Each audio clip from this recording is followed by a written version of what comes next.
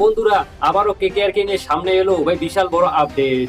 এবার যে নামটা উঠে আসছে সেটা শুনলে অনেকেই চমকে যাবে।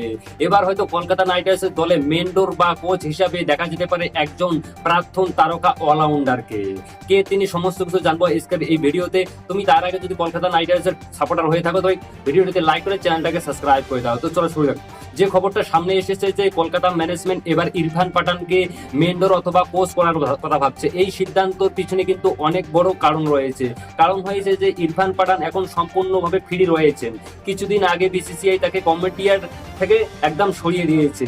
ইরফান পাঠান অনেকদিন ধরে আইপিএল এ কমেন্টেটর করতেন, কিন্তু এখন তিনি সেই দায়িত্বে আর নেই। এই কারণেই তিনি এখন সম্পূর্ণভাবে ফ্রি।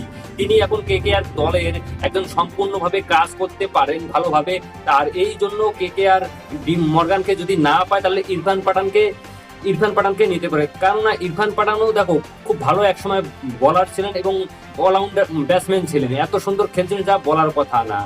তাও চলো দেখা যাক কেকেআর ম্যানেজমেন্ট লাস্টে কাকে এনে দেয়। ডিএন মর্গানকে যদি মানাতে পারে তাহলে ভালো কথা, আর যদি না পারে তো ইরফান পাঠান হতে চলেছে, এটা কনফার্ম। আর আমি মনে করি যে ইরফান পাঠান বোলারদেরকে অনেক সাহায্য করবে, আর ব্যাটিংও অনেকটা তাদের অভিজ্ঞতা রয়েছে তার। তো দেখা যাক কি হয়।